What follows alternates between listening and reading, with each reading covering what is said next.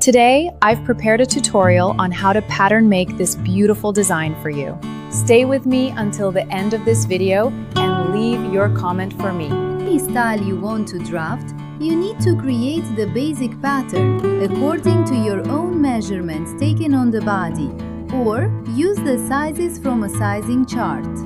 As I draft the pattern step by step, each part of the body shows both the sizing and how to measure it as subtitles on the video.